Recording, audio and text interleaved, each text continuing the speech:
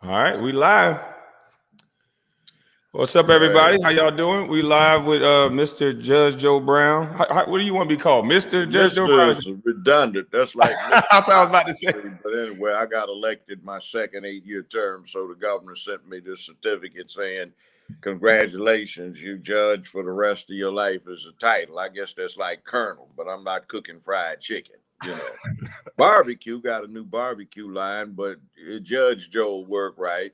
Okay. Besides, that's my performing name. Years ago, when SAG-AFTRA wanted to get me on board, I had to pick one. I couldn't pick my name, but they said Judge Joe will do fine, Judge Joe Brown. So that's me. Official title and performing title, and you know. Well, welcome. Well, we're going to get right into it. I mean, I don't know if you've been abreast to what's going on with me. I started with a little misunderstanding with a former teammate and then a peer that I don't know really that good with Matt Barnes. I call him Becky with the good hair. But he invited me to his man parts after a simple disagreement that I tried to get them to correct behind the scenes. But you know, if you understand how these gentlemen think, they're a little bit immature. So I brought you on. You want to put childish? Yeah. So I called them the go along, get along gang. So and since I've been calling, I like that mug. I have a few of these. Oh, yeah, that's nice. Since I called them the go along, get along gang, I've been doxxed like no other. My family history has come out on the Breakfast Club. Jamel Hill has come out and spoken about me and then tried to have plausible deniability saying she was talking about a game. Just Stephen A. Smith saying a narrative that he wanted to say. And then now we have Dr. Boyce Watkins who inserted himself into it. So is there a go along, get along gang or no? Son, when you start trending, you start getting attention paid to you. And when in my generation, we'd say when somebody's half stepping, they try to slow everybody down and put concrete out there for them to get mired in when the concrete hasn't set. But if you just step on out, wipe your feet off, you know, you can go do it. It's like dog shit, you know. When you're dealing with dog shit, you know, you got to avoid stepping in it.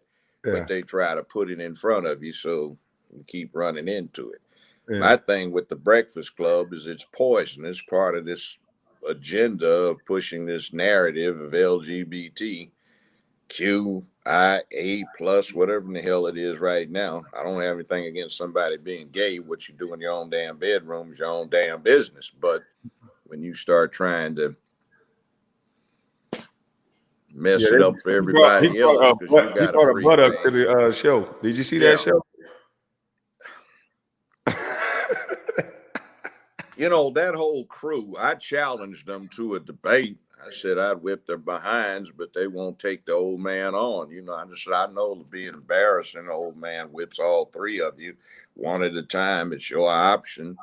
Let's go someplace neutral where you don't ambush your guest and put all that rainbow shit in the background. So you think that's an agenda that they're pushing? Yeah, it's an agenda. I saw it when I was at UCLA 50 plus years ago. They started saying that they were going to destroy manhood. See, first you had the lesbians who hated men. You had the feminists who hated that they weren't men. You had the soy boy, beta boys, you'd call them now, who were white boys who couldn't make it in a white man's world. And you had nothing at that point until you started getting the anti-war thing developing in the late mid-60s. And they came up with this stupid idea that war is a man thing. So the way to stop war is to change the way boys are raised to men. And if you raise them like girls, so they wanted dolls and frilly stuff and were soft and emotional, that would keep boys from becoming warlike when they got to be men. So when you put that ballast into the mix, they started taking over. Now, a little slight history. I'm going to make it as quick as I can. No, take your time. The late 60s, color TV was bankrupting the major movie studios, Paramount, Warner Brothers, uh, MGM, and such like.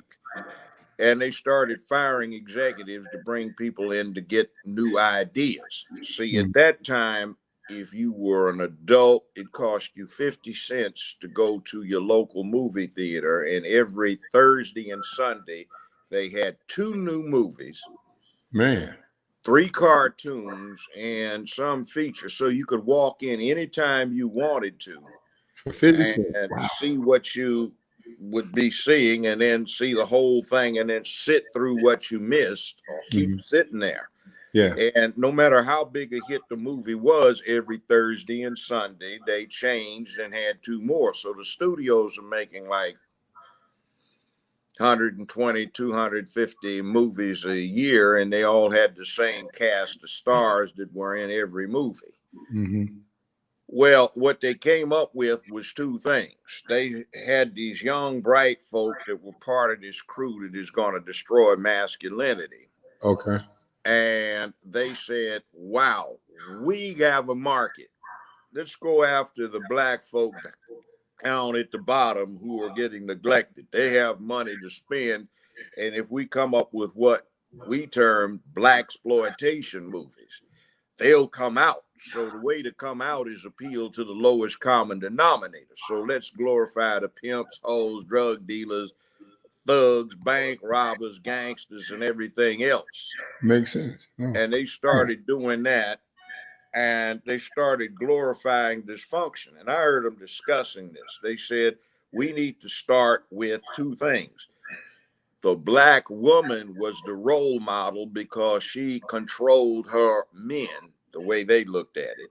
And 2, if we start experimenting on black males and trying to see if we can take them down a notch. So instead of I'm black and I'm proud, Ungawa, black power, afro, and a beard,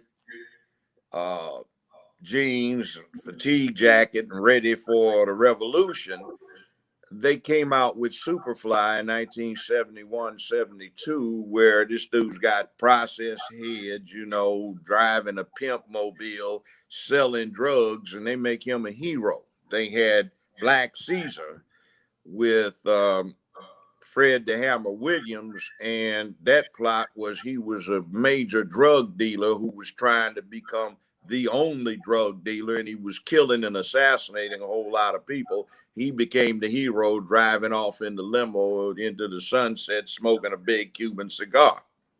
And see, they started doing that. Well, when you get this mix rolling, they also had another thing too, which was, let's take over the political parties. And you used to hear them on campus talking this nonsense all the time, where they'd get into the Republican Party and the Democratic Party. And the thing was, the Republican Party would work behind the scenes, or at least the ones that got in there. And in the Democratic Party, they'd be the voice. So from time to time, they would deliberately cause a lot of confusion.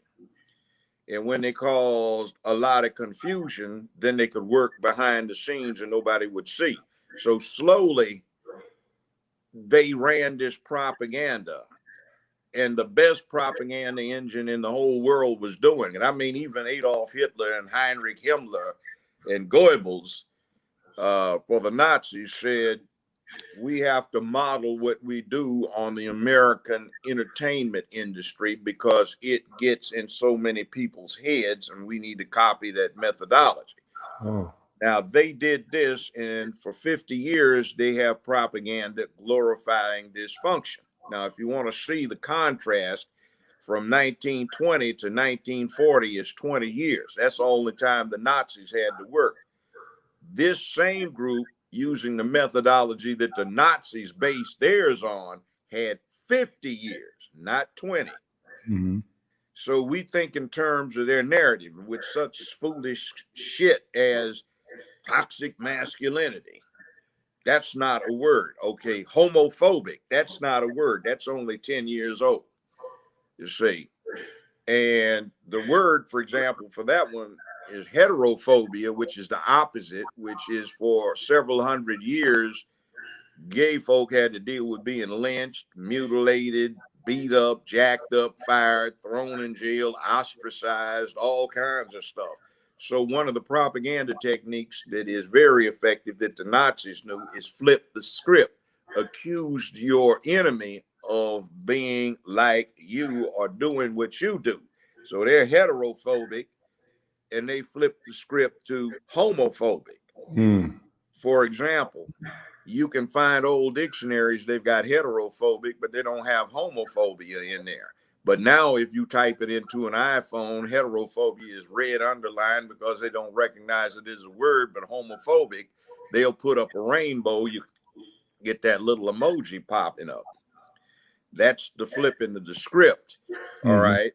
And when they start getting you thinking this way, toxic masculinity. See, what they call toxic masculinity is the absence, because that's where you come in. Where I come in is we're trying to deal with imposing masculinity, because masculinity is a set of standards inputted into a boy so long, so often, so hard that when he becomes a man, it is innate in his character. And that's about making where you live a better, safer, more secure place filled with economic prosperity, sense of purpose, morality, and ethics, where you dedicate yourself to public peace, dignity, and order.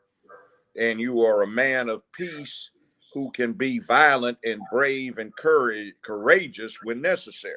You see, that's what men do, where the little women and children get in the lifeboat first when the damn Titanic is going down. So they try to destroy that.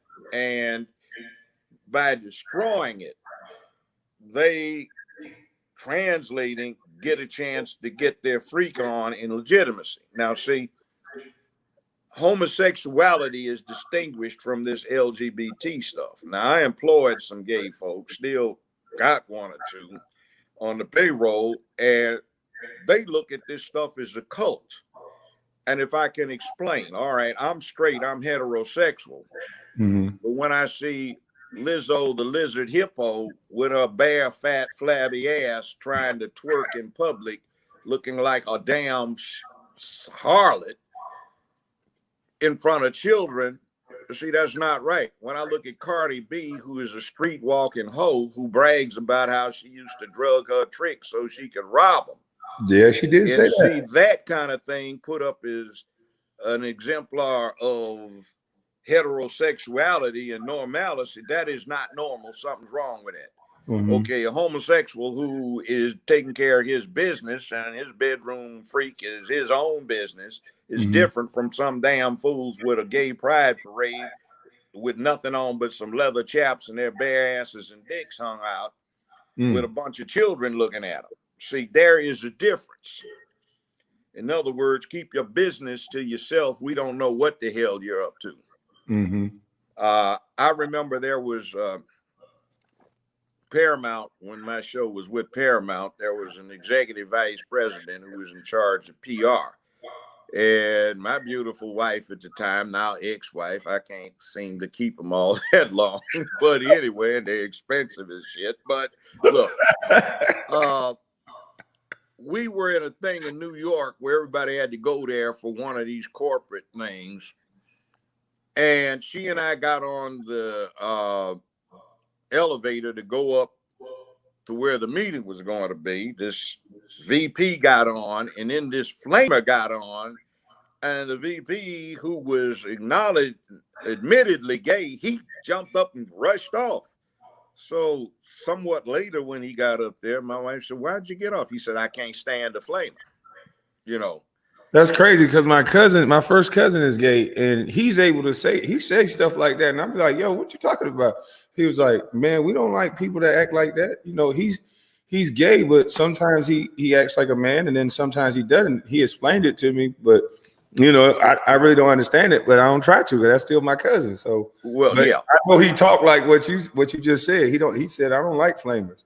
Well, see, here's the thing I found out when I was a judge. I put together these psychologists and psychiatrists, and under Tennessee law, with a provision I lobbied for, any sentencing judge can conduct psychological or mental evaluation of anybody he sentences. So we were doing research. We found there are basically two types of homosexuals: the type that hates the opposite sex and the type that wants to be the opposite sex. And a lot of that is hooked up in self-hate. Now, see, black folk back in the 60s, we came to recognize that we had been victimized by a long period of negative imagery, so we hated ourselves. Everybody wanted to be white, press their hair, conk their hair. That's that process. And Malcolm said that best way I've heard it, processed head equals a processed mind. But anyway, we were in I'm Black and I'm Proud. Now you've got this group who is deep off into personal self-hate. They hate what they are. They hate what they want to be. So they have taken a nihilistic approach, and they have screwed up everything that's supposed to be of value. See, instead of being brave and courageous, it's all right to be a friend and be a coward. Instead of, well, hell, they couldn't get away with anything else but that. McFly in Back to the Future 35 years ago, what is it? He goes back in time. His daddy is there getting punked out by this bully, and where the kid comes from, this bully's still bullying daddy. So he gets daddy to screw up his nerve. Daddy busts the bully in the mouth on prom night, knocks him out, actually. And when he gets back, the bully works for daddy. He's daddy's flunky. See, that stand up to a bully is part of being a man. You have to learn how to deal with that. You know, I'm gonna get my ass whipped, but I'm gonna bust this MF in his mouth, you know. And maybe the next time or somebody else, he doesn't want to get busted in his mouth, even if he winds up whipping me. Now, oh my God, we have to bring in the police and the teachers and the parents to stop all of this horrible bullying. Oh, it's just so awful. And then, oh my God, we have to stop this online bullying. Oh, he's going to kill himself if he turn the goddamn thing off. And you see Twitter, Facebook, Instagram are perverting the First Amendment. You can't say stuff if it makes some jackass feel uncomfortable. And then I don't even watch TV.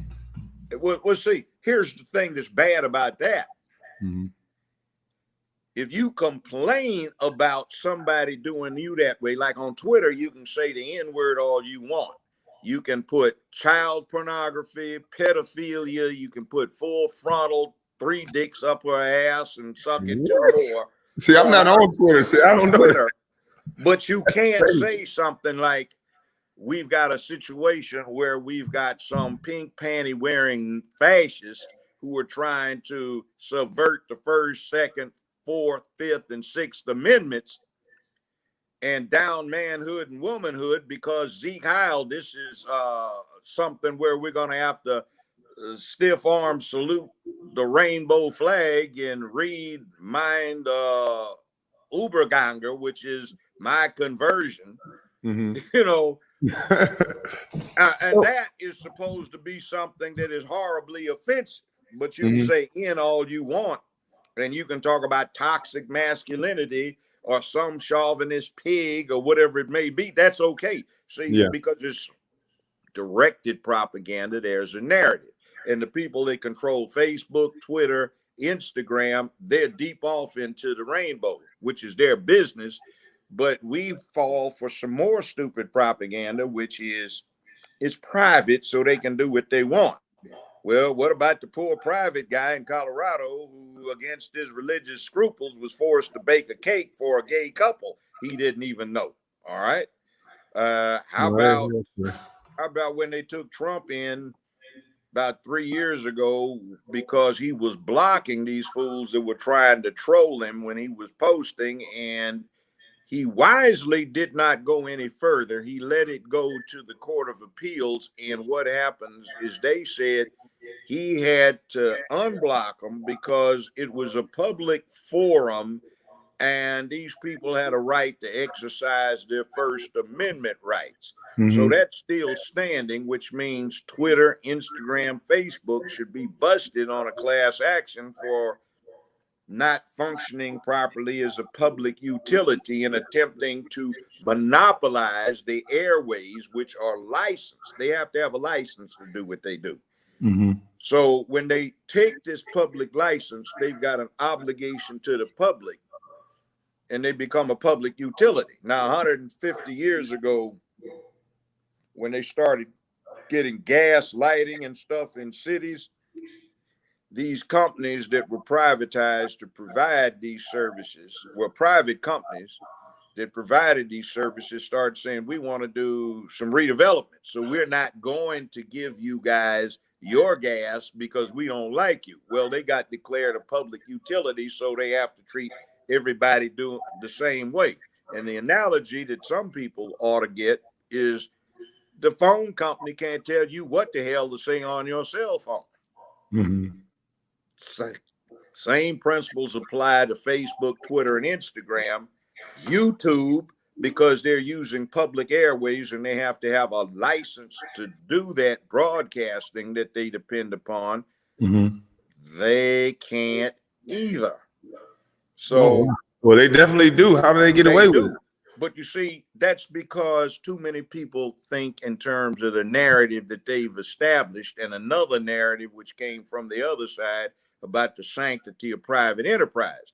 Now, see, that sanctity of private enterprise impacts the Black community. Ever heard of this thing, pipeline, jailhouse, the prison, the pipeline? Yeah. See, here's what that's about. Okay. People used to ask me all the time, Judge, what's wrong with the criminal justice system? Why is it so broke? Why doesn't it work? I said, well, it's working fine. It's just doing something else. See, all of this nonsense about leave it to private enterprise to solve everything. Well, private enterprise is out to make a profit. That's what they're doing. Right. They're not out there to be doing good. And what happens is, due to industrial technology and computerization, a whole lot of ordinary people have been made obsolete. Now, the United States happens to be the only industrial country in the world that does not have a concerted government program to deal with changing that obsolescence of the worker who has been displaced by technology and training him to get an equal job in terms of income, doing something else or being able to do more.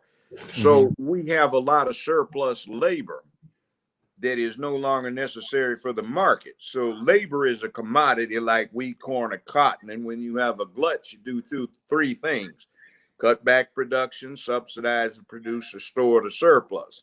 The surplus labor is stored in the jail cell instead of a grain silo. The subsidy is the public assistance check of one form or another. And the cutting back of production, the glorification of dysfunction, so the would-be labor units drop out, bang out, drug out, get knocked up too early, too often, develop inappropriate attitudes, lifestyles, worldviews. They don't have any vocational skills. They don't have any educational preparation. They're useless. And you have essentially another negative because the public assistance goes to the female, because in a lot of states, an able-bodied man is not eligible for any kind of public assistance except unemployment. And he has to have worked long enough to get that. And he's only entitled to so much. Meanwhile, back in the Johnson administration in the 60s, they came up with a concept that was good, the safety net. But what they wound up is having a distinctive class of women who became welfare dependent. They got bigger checks the more babies they had, and the check was not going for the babies, it was going for them. Right. It's like a friend of mine and I were in Nickerson Gardens out in the Los Angeles area. It's 1967, and we were recruiting for college. In those days in California, UCLA, Berkeley, Cal State, they were free. There was no tuition. There was an insurance and benefits fee. In other words, $56 a quarter. You got unlimited medical care, prescription medication, eyeglasses. You had free concert tickets, athletic events tickets. You didn't have to pay for them, but there was no tuition. Now, Ronnie Reagan screwed that up. He came in campaigning on a platform that he was going to destroy free higher education because nothing but long-haired, commie, sympathizing hippies took advantage of it. So from free education, which was an investment in the human infrastructure of the state, you switched over to this mess they have now where everybody is in hock for 10 years trying to get an education, unless you play some sport and get an athletic scholarship. And it's gotten way, way out of hand. So what happens, see, is when these kids are in a situation where the only way the money comes in is through the women, you set up a matriarchy. And hey, man, like, what you doing, man? Like, hey, man, where your bitches, man? Or me saying, young man, if the court is disposed to place you on probation, just how do you intend to sustain yourself? In other words, how do you make your living? Well, with due respect, Your Honor, like I got me 4 bitches. Excuse me, I didn't mean to say that. I got me 4 ladies takes good care of me. 2 of them That's get, still going on now. got good JOBs. 1 get a crazy check. 1 on AFDC. They takes care of me. Dang. You know, well, what do you do? I smooth them out. You know, they got hard gigs, you know, so a hard life. So I make them feel good. And see, about 20 years ago, there was this thing about the thug. I can remember sitting up in the lounge in the airport in Detroit. Me and my homeboy who was traveling with me is the late Clifford Stewart, who was a hell of a man. I called him my brother. We look alike. He's just Black Belt Magazine called him the most dangerous human alive in North America. He was one of those folks. And we were reading this article by a Black female PhD who was saying, ladies, get yourself a thug. They are so thrilling. You have no idea. Raw masculinity, but you can control it because you're paying the check. Oh, yeah. And I do all these local radio appearances or remote or direct, and they say, this is Bobby on WFOOL. This is Take Care of Your Thug Week. Call Bobby and let Bobby know if you got a thug at home. All right, we got Tamika on the line. You got you a thug, Tamika? Yeah, Bobby, I got me a thug. He's so fine. Lord yeah. have mercy. All right, we got Jamalina on. What you got, Jamalina? Well, yeah, Bobby, I got me a thug. He's so fine. All my friend girls, they Jay. He look just like Denzel. Oh, we got, who is this? Lucille? Yeah, Bobby, this here Lucille. I'm white, but I likes me some thug too. They so exciting. See, and you get this kind of glorification of stupid. And you get these young males who have no man training. And see, man training is difficult because it takes a whole lot of shit in your head for, all right, women and children in the lifeboats first, and the rest of us are going to drown in this icy water if we don't freeze to death first. All right, ladies, get in, and you punk, get that dress off. We know who you are. You still got a beard. Get your ass out of here. So, see, now they have this thing where they got these trans freaks, drag queens, and they want to put on a dress and put on bras and get in the lifeboats with the women and children. So get your ass out of here. And if you don't help get them down, we're going to throw you over there and charm the sharks so they'll go over there and eat your ass instead of bothering the women and children.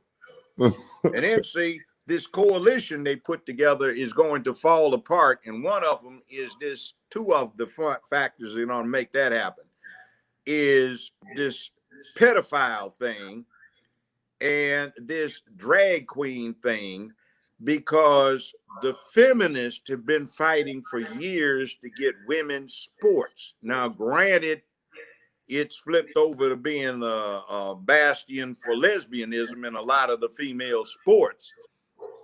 But when you let these boys jump in who can't compete against the boys of the guys and for varsity, and let them compete against the girls and still whip girl ass, that upsets the paradigm. Plus, they're going to kill one of these girls. I got a personal thing about it. Somebody's granddaughter I had last seen when she was like 10 or 11. She said, Uncle Joe, Uncle Joe. And I was in the parking lot of something like Lowe's, you know, one of these big hardware places.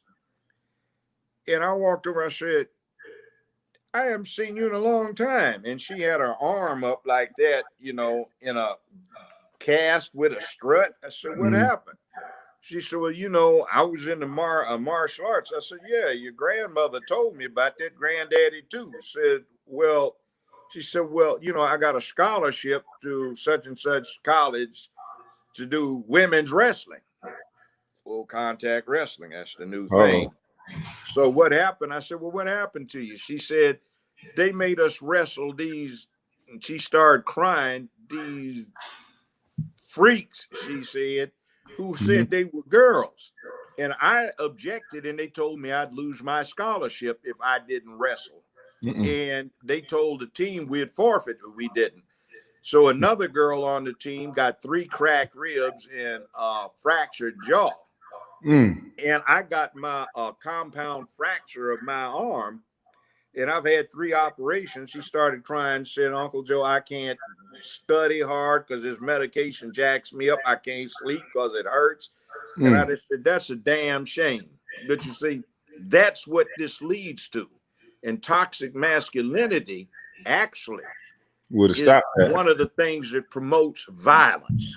See, they try to protect these boys, and they do not know who they are because they've never had to face down a bully, never had to screw up their courage and take a stand knowing I might get my ass whipped, but I'm going to have to do what I have to do. Well, you like meat? You eat meat? Oh, yeah, I eat bison every now and again. Yeah, a bison's good. Yeah. Chomp into it. I like it medium rare. All right. Yeah, I like mine sometimes medium, but mostly medium well. Okay, well, you eat it. Oh yeah. See, we are the apex predator on the planet. We kill better than any other damn thing's ever been here.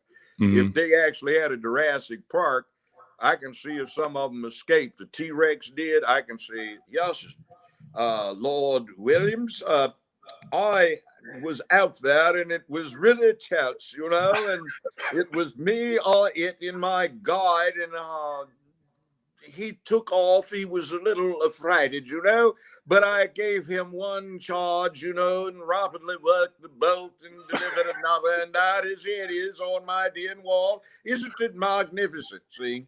Yeah. And oh, you once were king of the jungle. Now the tiger is in danger, and the mother elephant in her bond with her calf, you know, and the polar bears. And we have to save everything on the planet because we the baddest ass killers on the planet. Nothing kills like us. And what do you think is inside this beast that is the apex predator on a planet? It kills. So you have to impose masculinity so it knows when to kill. Go kill your bison when you want to eat it, or, you know, we do it by collectivity. We have a slaughterhouse and a meat packing place, and it tastes good, and a restaurant fixes it up. Well, all that's good, but that tendency to kill is still there. And we don't have a draft, but for a long time they had one, and those guys, ordinary people that got drafted, did a whole lot of killing. World War I, World War II, Korea, Vietnam, before that, the Civil War. So you can get ordinary people and you can turn them into killers. All right. That requires a lot of social adjustment so they do not turn on themselves in an inappropriate fashion at an inappropriate time for inappropriate reasons. That's why we have criminal laws, particularly against the wrong kind of homicide, criminal versus justifiable. Now, when you take this boy and you protect him from bullies, so the parents, the police, and the schools protect him, where Twitter, Instagram, and Facebook keep him from seeing something that'll cause his stupid ass to go take himself out. then what happens is he doesn't know this beast that's in him. Mm-hmm. And see, this beast is still there. And under the wrong circumstances, that beast comes out and starts leering at him, and he doesn't know what to do. So you get these perverted asses that go and shoot up a school because they felt bad because they got bullied too often and don't know what to do with it. Mm-hmm. That's a lack of masculinity. All Right. of these folk in the hood that go around popping caps on everybody doing drive-bys, see, they suffer from lack of masculinity. So That's the same thing I told Jack. Somebody, Yeah. but I grew up in Los Angeles Mm-hmm. and South Central, and Mm-hmm. what I found out from there later on, and when I was sentencing people or when I was defending people, Mm-hmm. dudes down in the hood rat, they just bitches. See, the only see what they are is lesbians in boys' bodies. Mm-hmm. The lesbian and the hood rat are raised the same way. They're raised by their mamas like girls because their mamas hate men, and the boy is gonna be a man if he got raised properly. So they hate him and raise him wrong. He winds up with a secret hate for his mama, but doesn't realize it. Mm-hmm. He's raised as a girl. He likes pussy. The lesbian is raised as a girl. She likes pussy.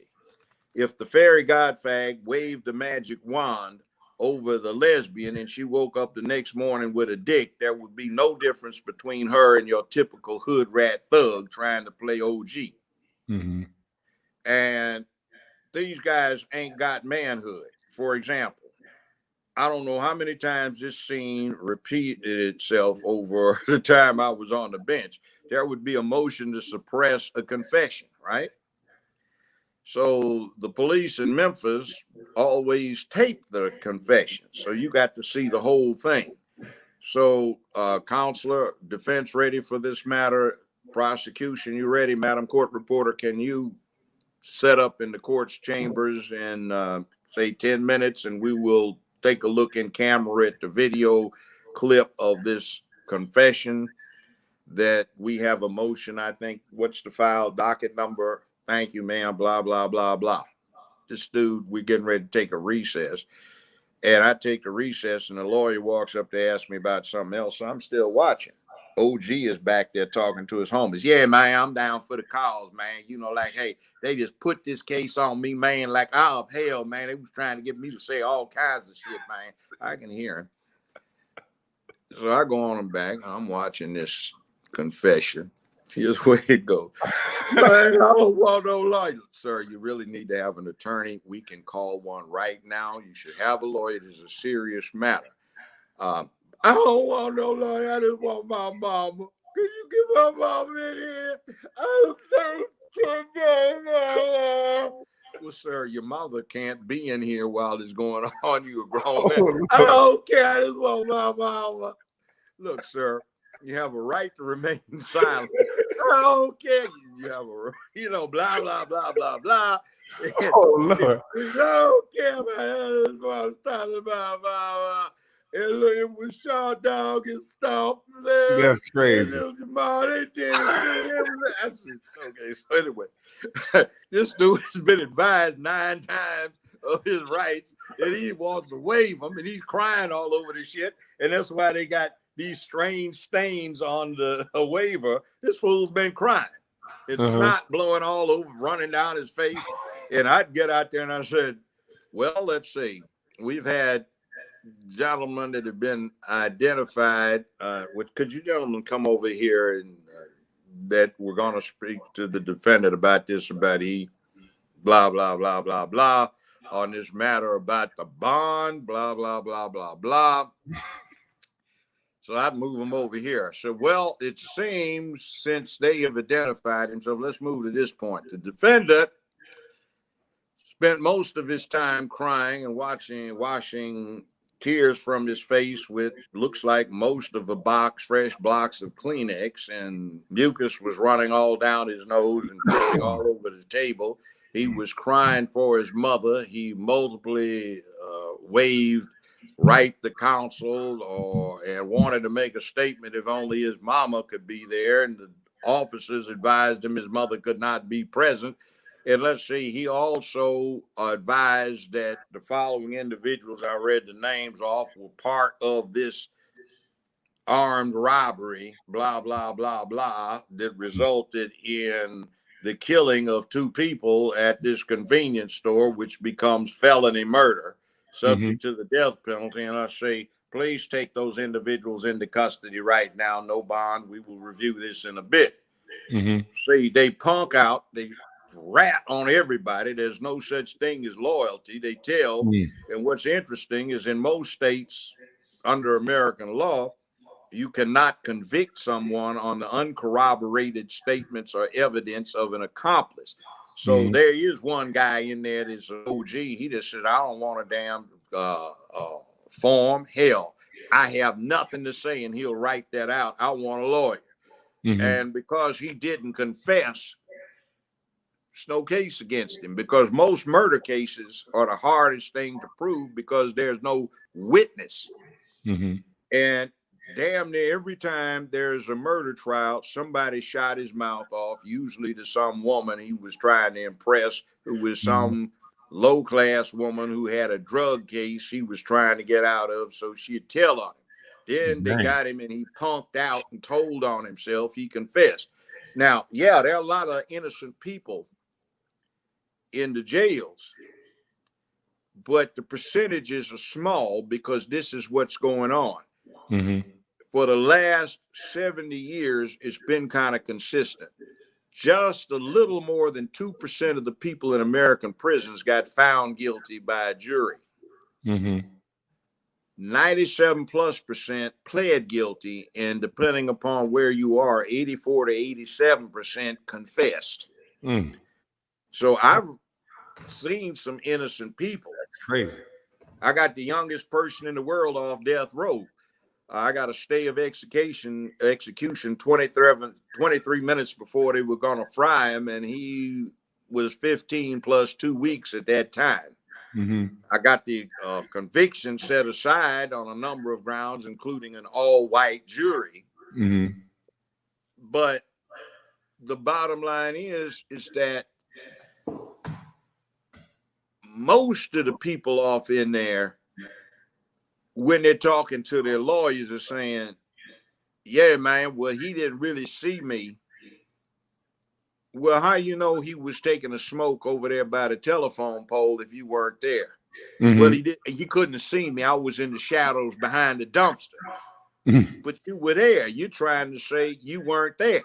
That's a matter of proof, but you were there. And by the way, 6 of the witnesses for the state knew you from high school. 2 of them gave the police your mama's address. So you're trying to tell your mom and everybody that they're lying, trying to put a case on you. See, so you get this. But when you get these people back in this system where they get put in jail, some people get it wrong. They just want that free labor, that slavery. You know, no, it's not.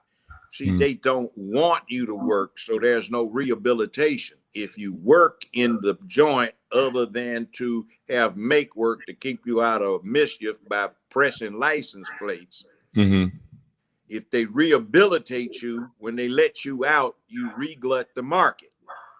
So what happens is when you're clowning around acting a damn fool, you cause your community to be chaotic, so your community cannot engage in collective self-help through the political process.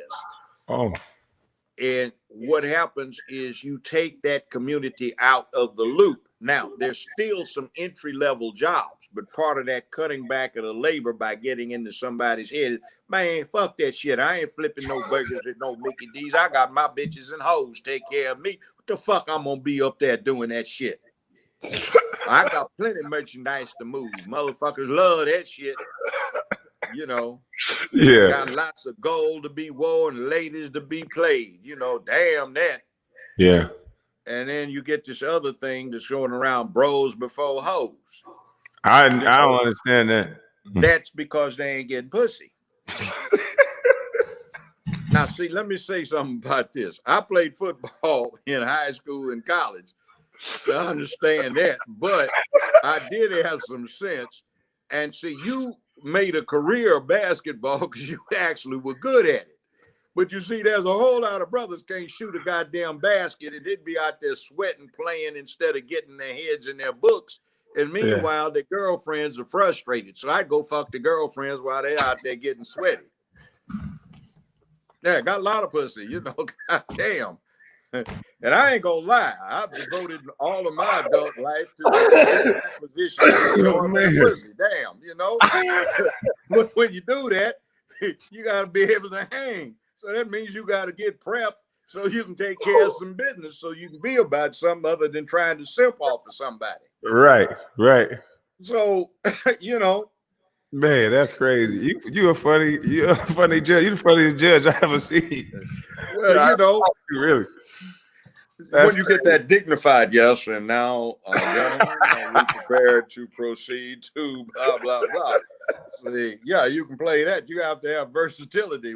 You know, when I'm judge, I'm fair and impartial, neutral and detached, you know, blind justice, except I ain't no bitch with one tit out to feed the needy and ain't stepping on no goddamn snake. But, you know, justice is blind, fair, and impartial. Yeah. Which has some interesting consequences that have results that people do not anticipate. I'll tell you one of those about Martin Luther King's assassination, which was not by James Earl Ray, but was ordered and concurred in by J. Edgar Hoover, and the FBI supplied the murder weapon and the ammunition. Whoa. And the shot came from the fire station, not the flop house, not the bushes. It was a two-man team. They recruited them from the Marine Corps sniping school at Quantico, Virginia, where the FBI has a training academy. Now, I'll get back to that, but you see, they hadn't expected me doing what I did to be neutral, fair, and impartial. They thought when the case got in front of me on random rotational assignment, I'd just go dog the dude out. But I just said he deserved justice. Let's see what the fuck happened. And it was not what the narrative says.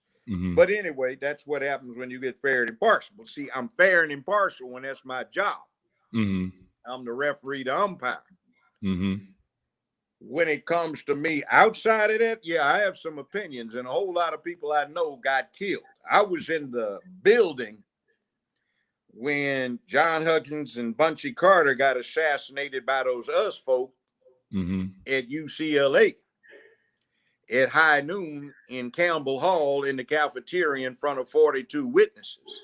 Dang. They kicked in, somebody else kicked in my door upstairs where I had an office on the third floor and put 4 bullets through the back of my chair, which I had set up so I'm facing out rather than toward the door, just for that purpose. Not for that purpose, but for some other reasons.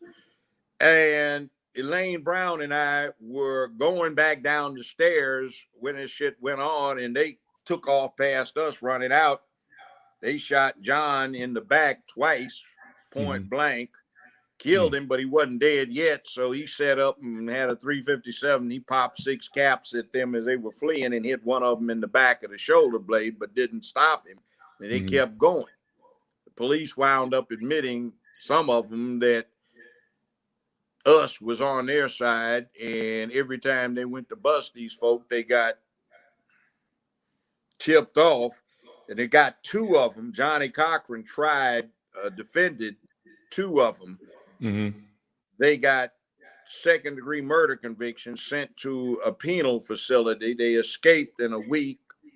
APB got taken down within 48 hours. I saw them 2 years later.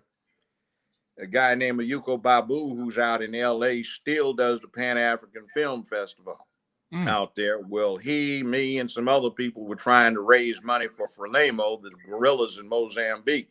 We had gotten an airplane full of combat boots that the State Department seized, so we raised money. We had Taj Mahal, Pharaoh Sanders, Oscar Brown Jr., Gene Pace, Aretha Franklin, and Stevie Wonder put on a free concert. We raised the money. So I'm walking around in the audience at the Palladium, which was on Hollywood Boulevard then. And here are these 2 that just got convicted of second-degree murder. I said, what the hell are you doing out? Both of you. Well, we just walked. So 25 years later, they got tired of being on the run. They tried to surrender themselves. California said, we don't want you. Mm. Now, see, that's the way it used to roll. So with that kind of context and all of these people I knew died, see, I recruited Geronimo Pratt to UCLA. That's G. He did that time for that murder, wrongfully convicted. Okay. Mm-hmm. Nathaniel Clark, he got killed. Elaine Brown, I recruited her. See, all of these people died and people were getting killed left and right all the time. Mm-hmm. Now, with that context, I hate these pimps and simps who get up trying to perpetrate about they're trying to be about black business and all they are is LGBT surrogates like the Black Caucus.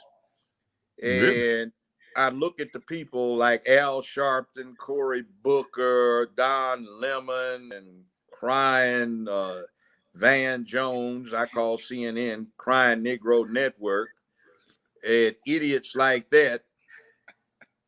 What you say is the Crying Negro Network? Yeah.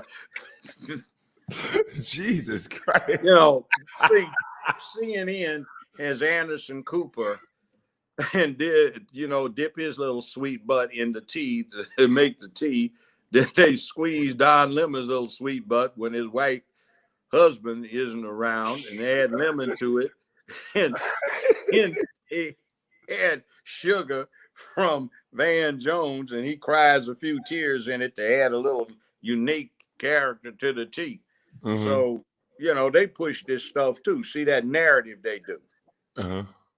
You got to think like they're trying to get Trump still for inciting a riot in D.C. What did he do? He told all these people to come and demonstrate, right? Mm-hmm. Well, the First Amendment, for those who've never read it, says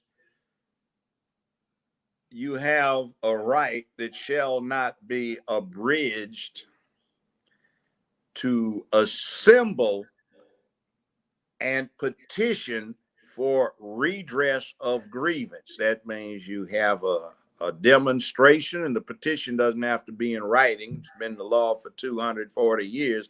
It can be by protest. You have a right to assemble, to petition, protest for redress of grievance. In other words, you got a problem you want fixed. That's all they did. Now, it's been long the law that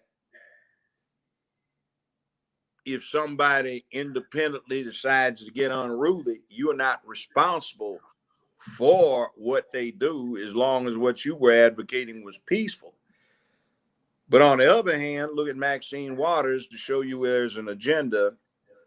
She actually was out advocating for people to spit on somebody with a MAGA hat if they had support Trump bumper sticker, break out the car windows, turn the things over, get unruly and burn stuff up.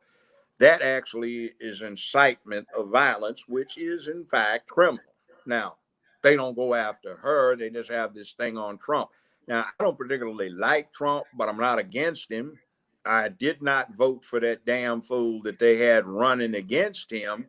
That racist dog, what I heard the first time in 1972 when I was doing an intern thing at a DC think tank, when he was out there with James O. Eastland, John B. Stennis, Faubus came in from Arkansas. That's the fool who said they'd never integrate the Little Rock High School.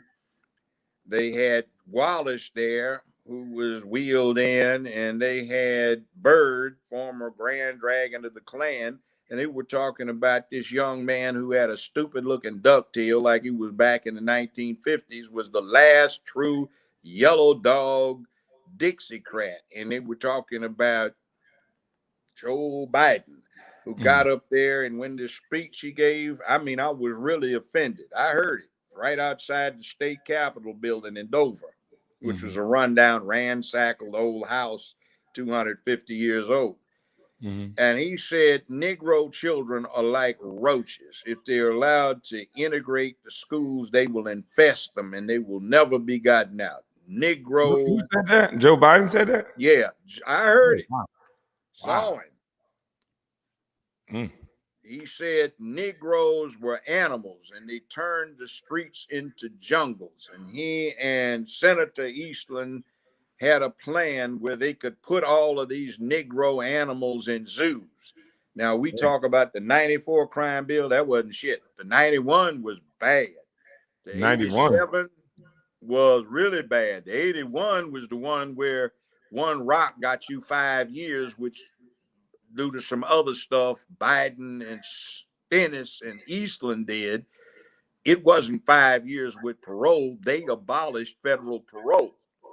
So you get 5 years, you get 60 months, and you get released with all good and honor time at 56 months from federal custody. And then that was the 81 one, then there was the 79 and the 77. So let's give blame where blame is due. That bastard has been a racist dog, and he used to talk about he understood the Negro because he was raised in Delaware.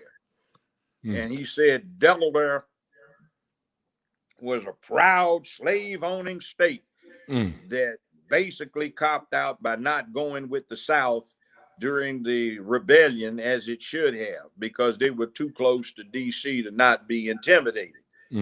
So I listened to this racist dog. I kept up with him because I was practicing criminal law, and federal criminal trials became almost a lynch thing because of what is allowed. By the way, if you ever get interrogated by the feds, never say, I don't know what happened. I don't know anything about it. Because you will get convicted on one count of an indictment making a knowingly false statement to a federal investigator. You know why?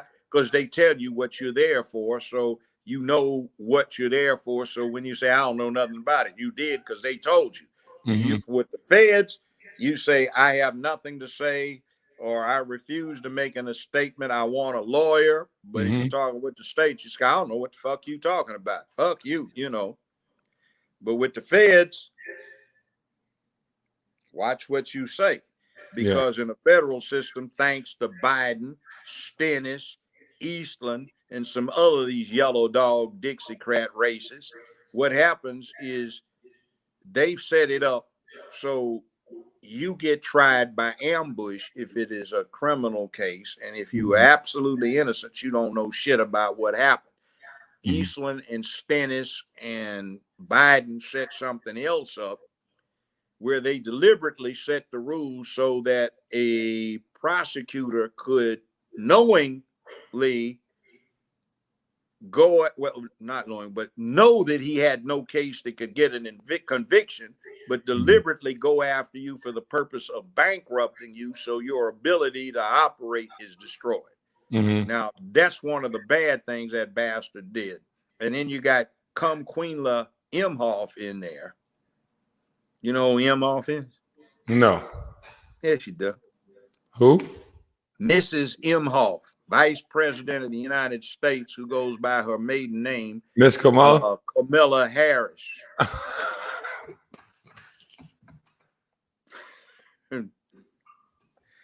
She's got 2 Jewish children she adopted. She married a Jewish husband who's got a interesting. I'm scared to talk about Kamala Harris. I'll let you have that one. No, she's a witch, and she is a corrupt witch. She's been corrupt her whole life, and she fucked her way to the top. Oh, Lord.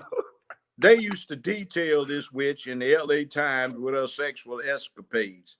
She fucked damn near everybody trying to get up. She used to be a frat hoe when she was at Howard. And she ain't black. You know, I ain't got nothing to do with this, Miss Harris. Nah, I mean, well, don't. But she's I don't know. I'm just listening. Well, here's the thing. I actually met her father in Jamaica. I was the guest, sat at the Governor General's table, and he was a professor. Okay. And he represents as a Hindu Brahmin.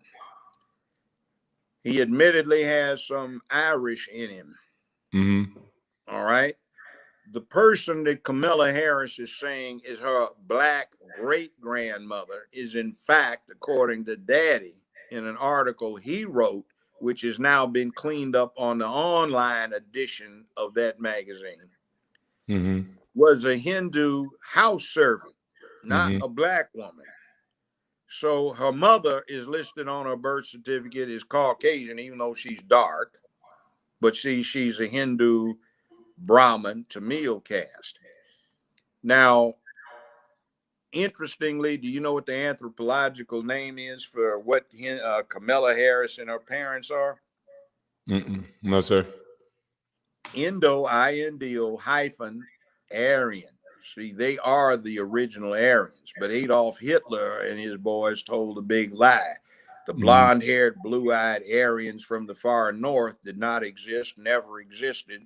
They were the dark to swarthy to paper bag brown, dark-eyed, dark, coarse-haired Indo-Aryans from India.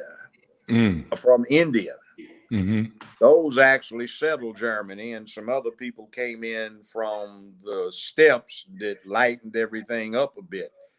So that lie is being told. So you get the Aryan Brotherhood, the Aryan Nation. What's going on is the Aryans, they claim to be one with, look like Queen Harris. You know, I guess what she did is, you know, LA Times ranked her out. I was out in LA, you know, when she was really. I can see this article. Before that, she got out and they ran a thing that when she went to law school, Willie Brown, that was his mistress. They used to have guards. I heard about that, though. Where they had one I loved. It was a scene, Willie Brown sitting behind a desk with his tongue hang out, and Camilla is raising up after doing him, you know. And they ran this thing where he got her a job with a medical supply company that did business with the city of San Francisco. He got her a gig for 15 hours a week for $72,000 a year. And you have to understand that was 35 years ago. And then when they carried a thing where she moved up to 20 hours a week, she getting paid $120,000 for a part-time gig, and he bought her a 750i BMW. She was earning that. So then she had this thing where she was trying to get on with this big firm. They wouldn't hire, so she started screwing one of your buddies, an NBA player who was their biggest client. So she got hired. So then they ran a scandal sheet on her where she was trying to get on with the DA's office, so she started screwing the deputy chief DA to get on. So what do you see? I mean, you have a lot of knowledge. As you can see, you got the chat going crazy. You have knowledge that span back 30, 40 years. So what do you 50, see? 50 years. Yeah. Sorry about that. So I graduated from college more than a half century ago, so it's been crazy. A while. That's crazy.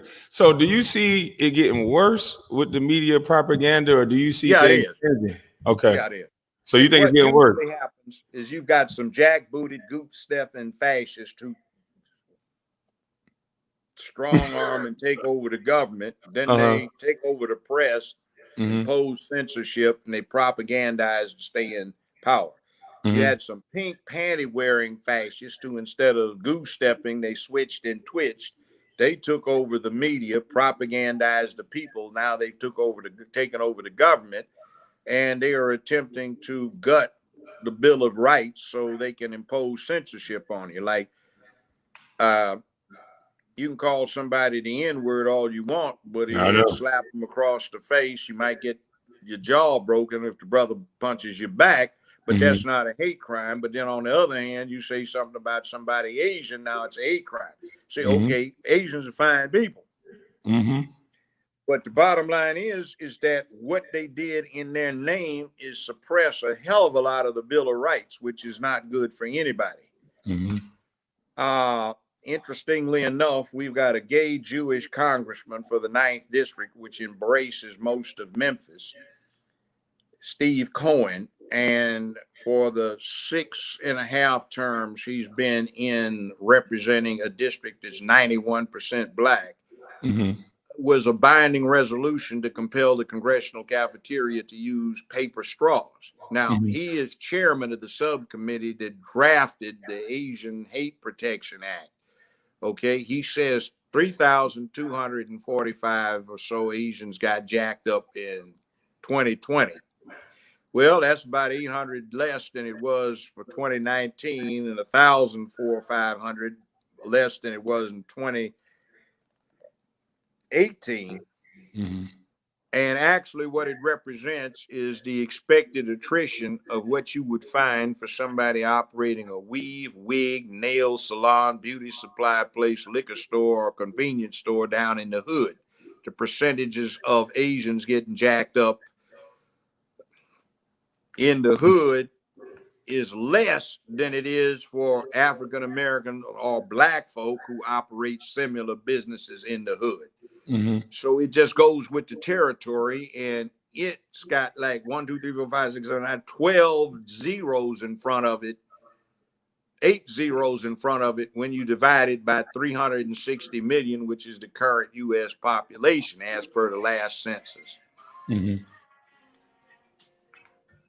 Somebody tried to call me. Anyway, see, this is one of the things that we have to deal with is bait and switch. Like Mm-hmm. the Equality Act, that has nothing to do with equality. If you recall, it was called the Anti-Lynch Bill when Queenla and Cory Booker decided to label something that had been tabled since 1997 when this clown, Juicy Jesse, up in Chicago pulled off that fake assault thing. And see, it's crazy. Yeah. So that's how they do this bait and switch. Mm-hmm. And there's a lot out there that is bad. But they have their rights and they can do whatever in the hell they want to do in a bedroom. I will defend them to that. But when they start trying let's say that. Let's to say that for these YouTube, children, so they don't get so mad. They can do what they want to do. Freedom. Okay, motherfuckers on YouTube, they all off into that butt busting thing too. They unbelt, drop their britches, drop their boxers, bend, and get busted in the butt. So anyway, that's what they do. But they make it too obvious. Freedom.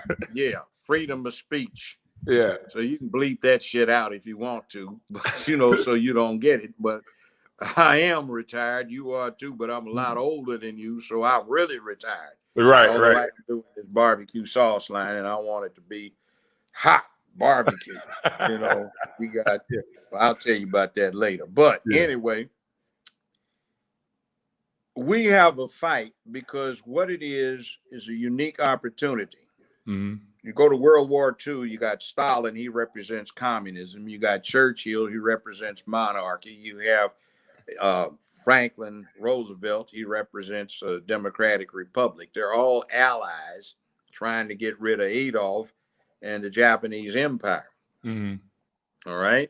Mm-hmm. They had a common cause. Well, we have a common cause that's unique in American history. For the first time, black, white, brown, red, yellow have a commonality, and that is an assault on manhood, womanhood, and childhood that certain people are trying to pull off and ram down our throats.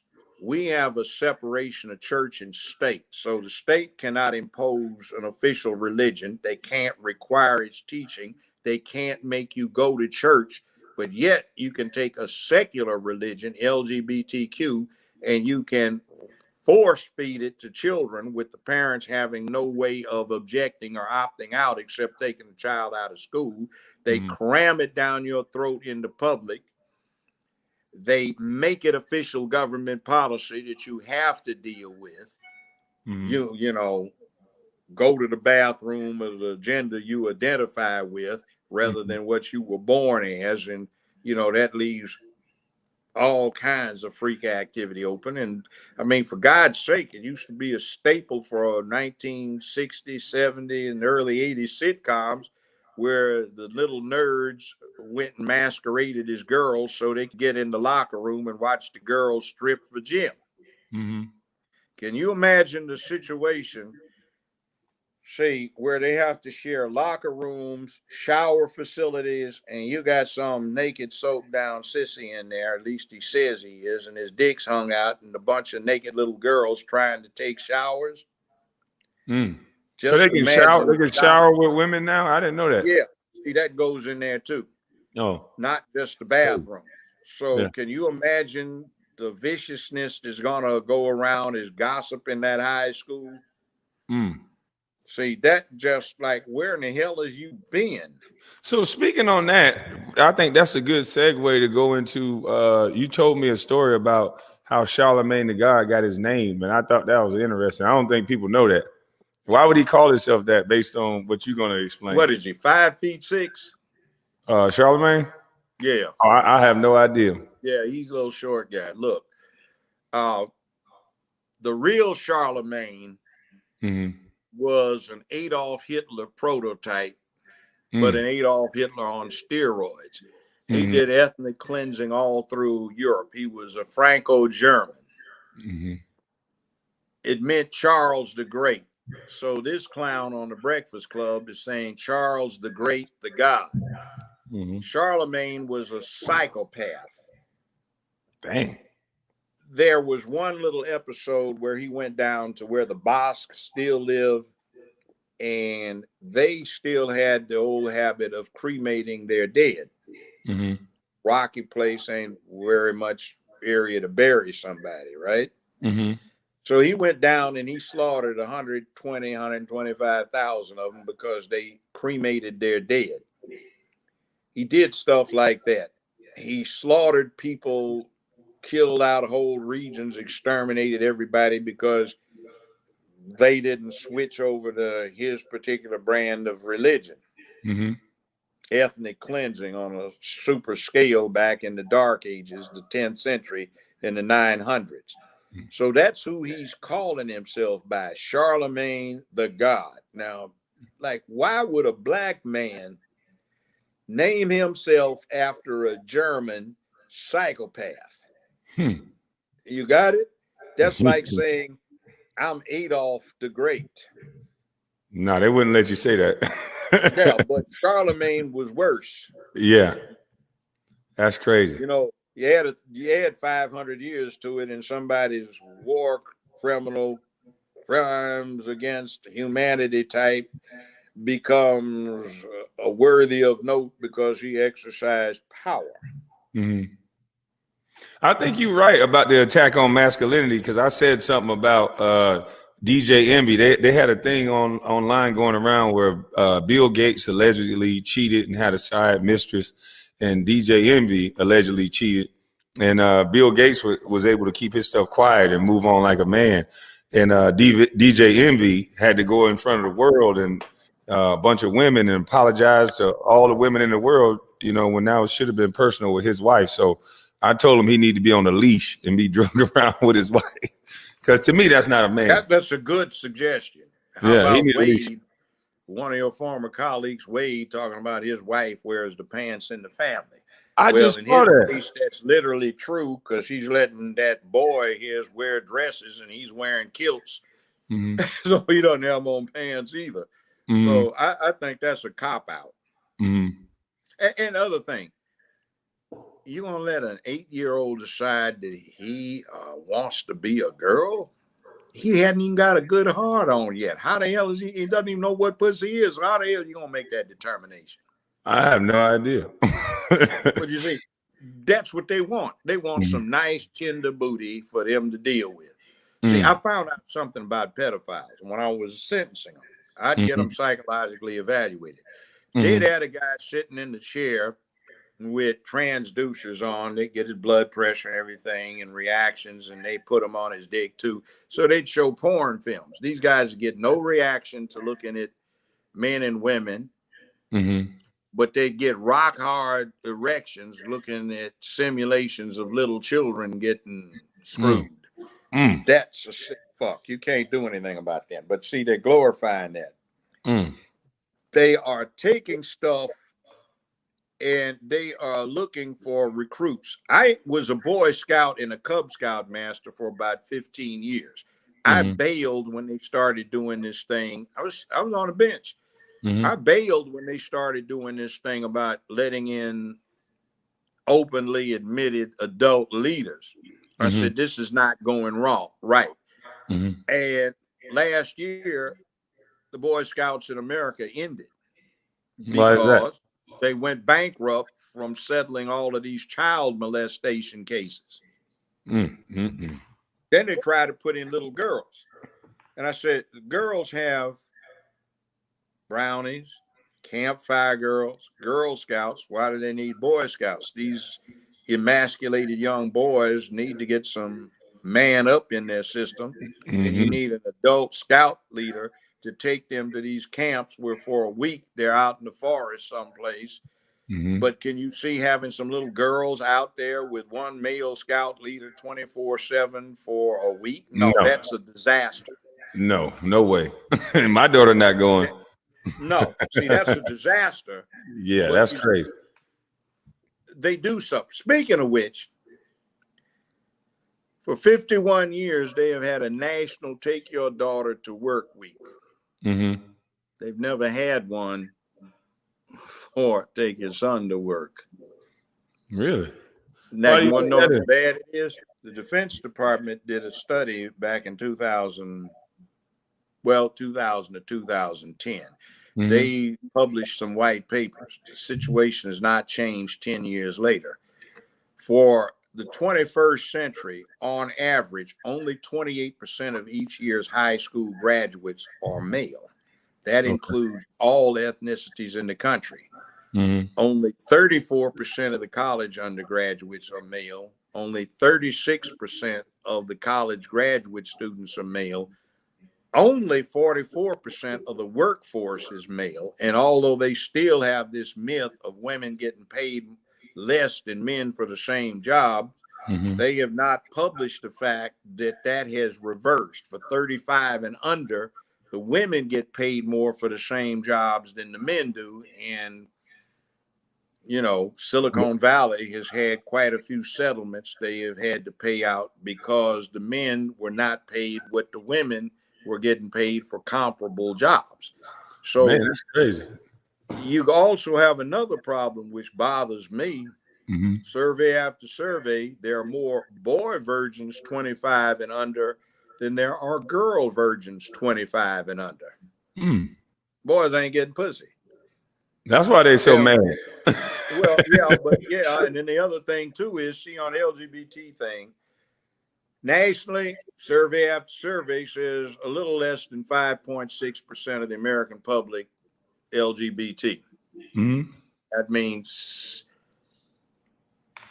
shit. You got 94% that aren't. For those 55 and older, the percentage, depending upon the survey, ranges from about 1.5% to 2%. For those 18 to 25, the percentage is 16%, which is probably why, or hooked up with why they ain't getting laid by girls anyway. So some guys are getting all the nookie and some ain't getting any. And that's another thing that the feminists have set in play that is going to come back and bite them, is this incel shit, where these guys want to take women out because the women won't lay them, and hell, they don't know how to get laid. Yeah, you know, you're gonna have to make a lot of money. Yeah. So well, how do you think? How do you think money? They can't get it. See, they still can't get it now. No, they can't get it. And see, there's this thing now going around. What money got to do with it, man? You sit there, judge bad mouthing my family situation. My woman and I, we got 150,000. I don't make but 30, but she make 120. Well, man, you simping. You ain't pulling down your load, dude. What you doing? You useless. You making 30 grand and your woman making 120. You ain't shit. Well, I'll make her feel good. Fuck that. That's just playing gigolo. So how do you think the media tie in with what you're saying? How like what have you seen in the media that you can make it plain for people to see? Like, okay, let me give it this. I was on the Oscar and the Emmy board because of what I was doing with this show for 15 years. I could vote on the Oscar recipients, make motions and all that shit. So I would get all of these emails, and they had a little funny looking stop sign that was kind of yellow with pale green and pink and stuff on it. And I didn't know what it was because it didn't have anything on it. So I clicked on it. It was LGBTQ site, right? So they were explaining this stuff. And they were talking about how this thing worked. And they were bragging that between 85 and 90% of all people that worked in Hollywood were LGBTQ, etc., practitioners, not just supporters. And they'd list them. And the list is surprising. So what happens is when you go to Hollywood, and I know this from experience, with the exception of the cameraman, maybe the sound people, 9 out of every 10 people you deal with are on the dark side. They go that way. And one of the worst jobs I ever had in my life was working in Hollywood for 15 years. I've never seen such a bunch of male and female vicious bitches who backstabbed, tried to cut throats, didn't have the nerve to confront you straight up, but would try to destroy you, pull off all kinds of dirty tricks. And I had to watch my six day in, day out. That's what they're doing to me now. Yeah, now they're hanging on to every word that I say, and I'm pretty sure they're gonna hang on to every word. No, not just hanging on the word, actually doing shit like this. The show gets sued. They intercept service of process, so you don't know about it. So you've gotten a contact by your bank. Would you like to switch over? We can offer you consolidation of these mortgages on a fixed rate of 0.57%. Hell, that's great. Fill out the stuff. FBI comes talking to you. You lied on this federal form. What the fuck do you mean? Said, are you now or have you been in the last 5 years subject to any lawsuits? No. And then you find out you've been sued 6 times and the studio is hidden this from you. And what they're doing is in open court on the record when you get the transcript saying you're doing something that the California Supreme Court said you'd go to jail if you did. Like, where the hell did you get off representing me? I didn't authorize this. See, they do stuff like that.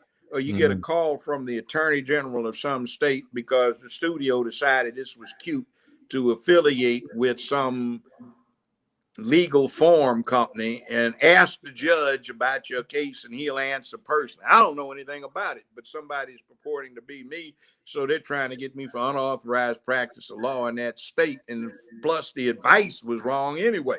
So you have to watch stuff like that. Okay. Or here's one. And this goes to this hashtag Me Too nonsense. It's 1998. It's November. The show had just started that fall. It was a hit. So they were having a party at the Beverly Hilton Hotel in LA. Big party. I'm a bachelor, man. I'm looking at all these fine movie stars and soap opera stars. And they look good, man. You know. I like to dance. I was dancing with them, and then I hooked up with this one chick. We kind of wound up dating. So she excused herself to go to the ladies' room. She comes back. She says, do you know that dude over there, the tall guy in the gray suit? I said, yeah. He's the CEO. Name was Larry Little. Big Ticket Television. That's who got me for the first year. All right. He said he walked up to me and offered me $2,000 in cash if I would sign something he had written up that you were trying to feel on me. I said, what?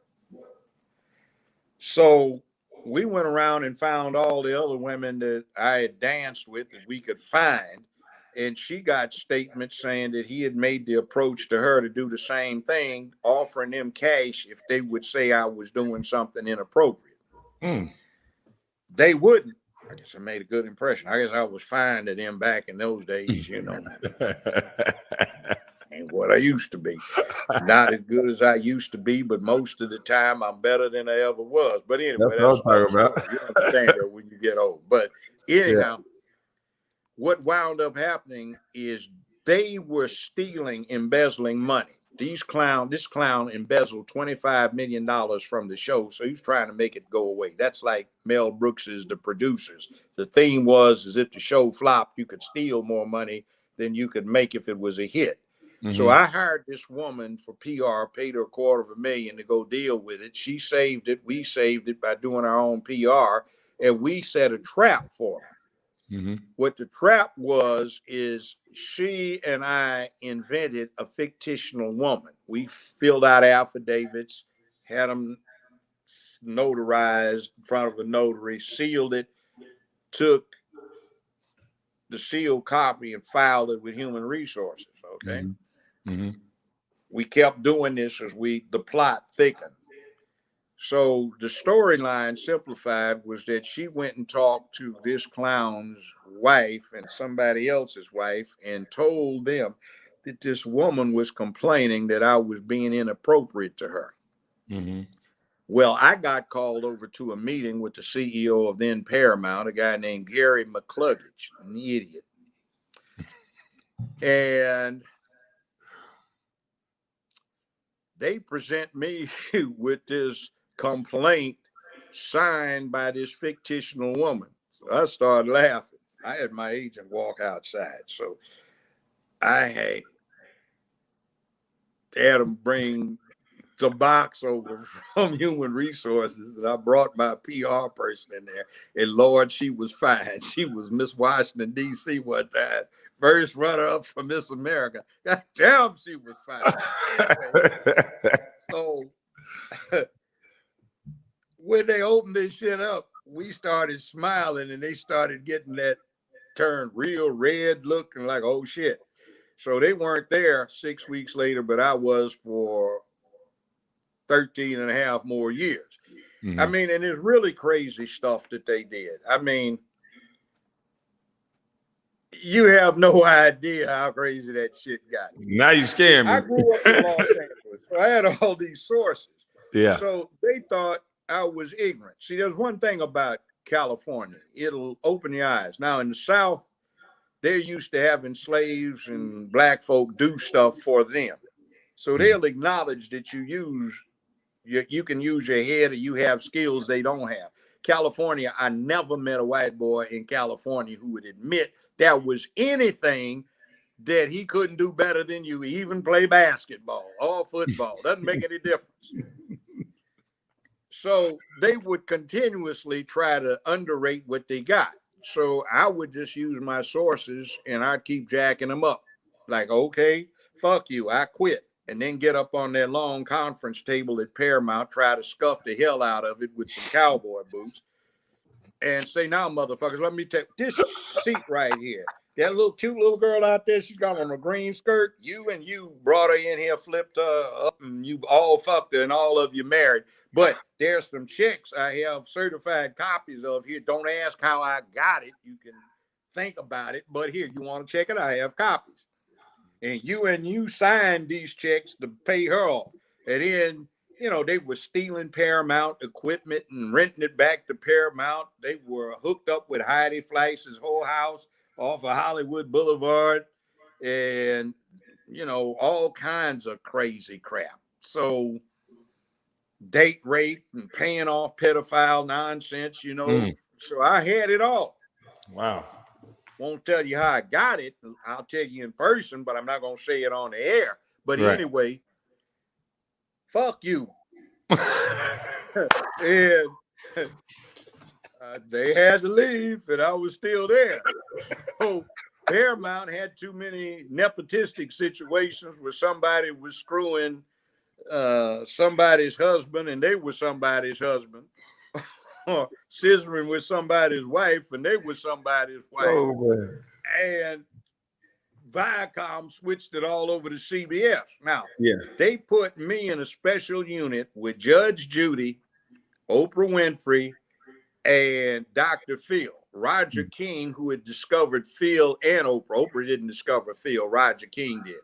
Roger King ran King World because his daddy invented syndication and set it up. All the old black and white movies and cartoons they used to have on TV back when. Well, you're too young for that, but back in my era, his daddy set that up.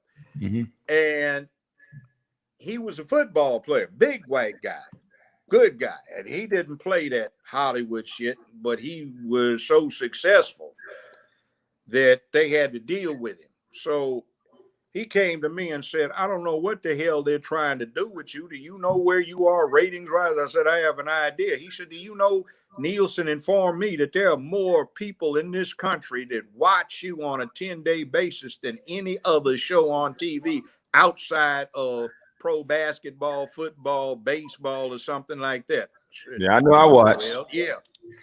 So anyway, what happened is the last 3 years, I was beating Oprah every week in the ratings, slaughtering Phil, and was stepping on Judy's heels for the #1 syndicated show in America. But what they did is Judy, little 4'6" munchkin Jewish girl who liked the badmouth men, they weren't going to let some black man be the #1 TV show. So they kept changing her rating schedule so she'd stay ahead. That being the case, they never let that be known.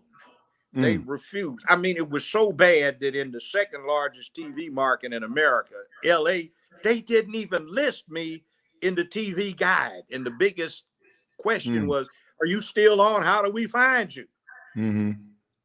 That's how bad it was. See, it's not just about money. It's about their agenda.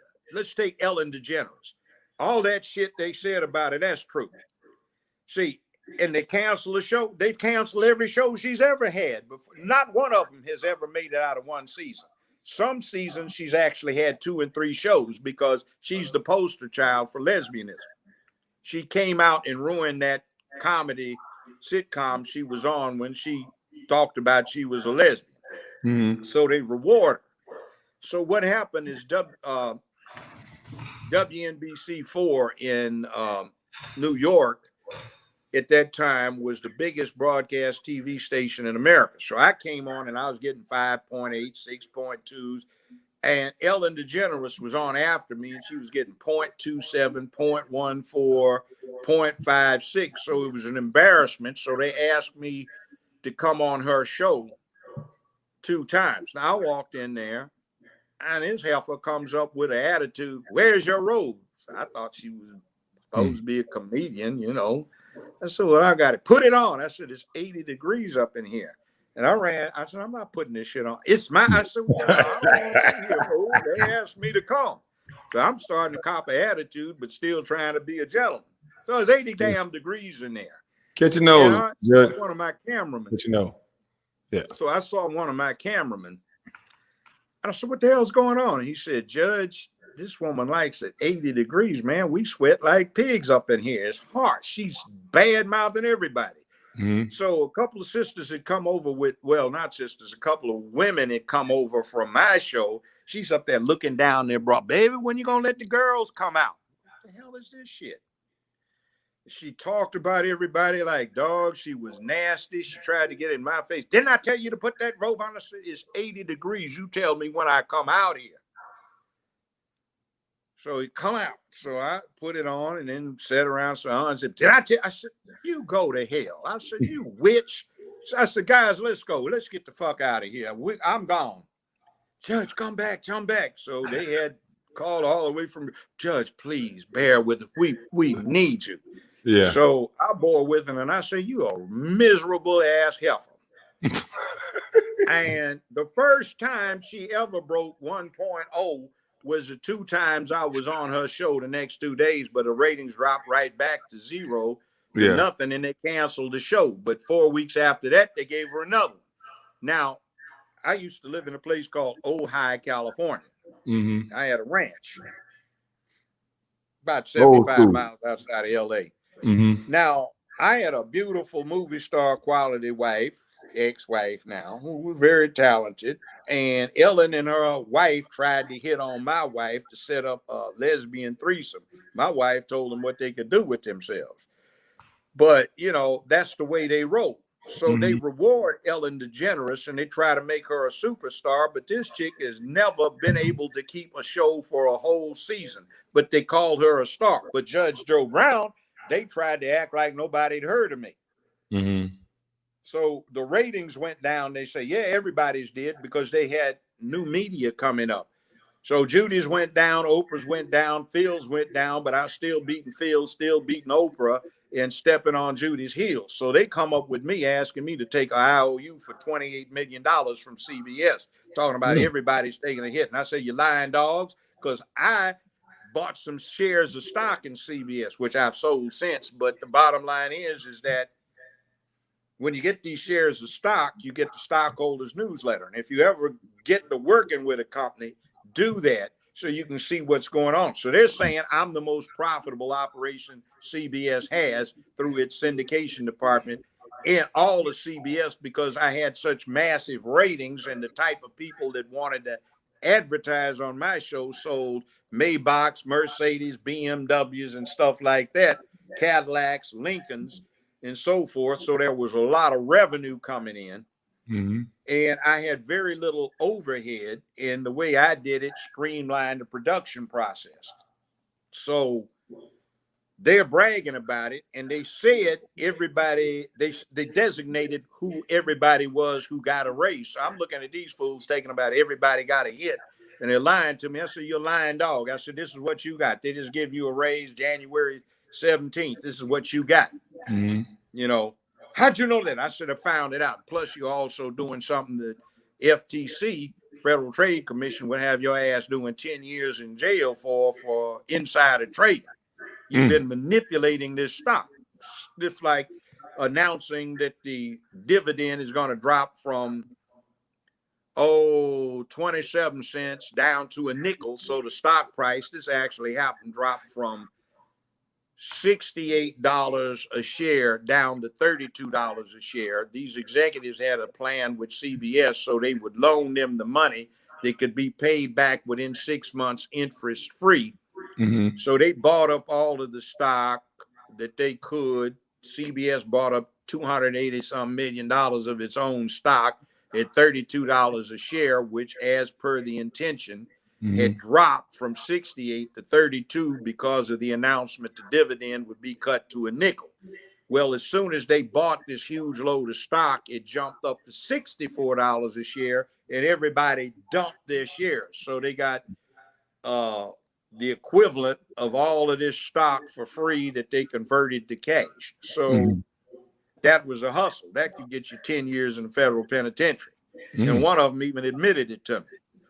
So I was holding that over him. So I just said, that's 15 years. I'm tired of this shit. You know, I'm retired. I can even collect full Social Security. Fuck you. I'm out of here. I quit.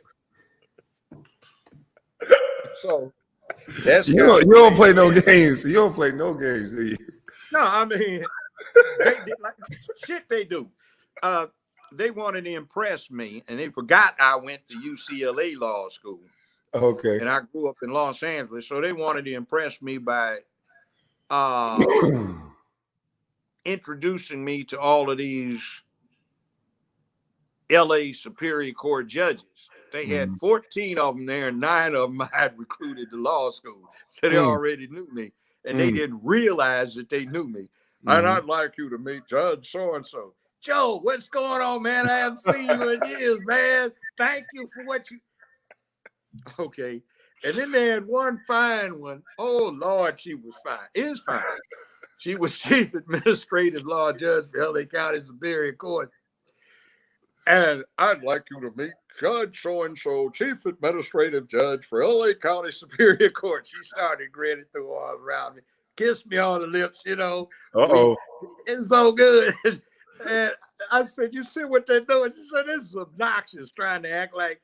She said, should I tell them how I know you? So she did. Oh, my God. Would make the hashtag Me Too folk go freak, you know. But she said, he's why I am where I am right now. He said he was going to spank me if I didn't go to law school, and I told him I wouldn't. He pulled up my little mini skirt, popped me on my bare ass until I decided. I said, I'll go.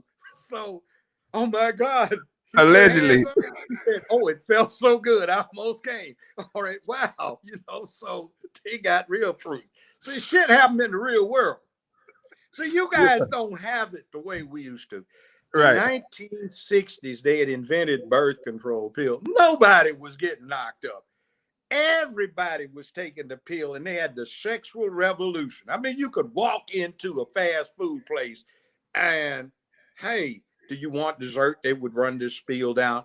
Yeah, but it's not up there. Oh, you mean me? Yeah. Well, you have a car? Yeah, that's what I got. You got a big back seat? Well, I'll be off in 17 minutes for my break. You want to hook me up? So we go out and have sex, come back. You couldn't catch anything because the shot of penicillin wouldn't clear the symptoms up within 1 hour, you know, and you cured in a week.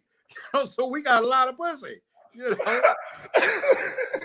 You know, somebody, I was sitting at a table about 3 years ago with some homeboys. We were listening to some young lady that was bragging about he had laid 6 women.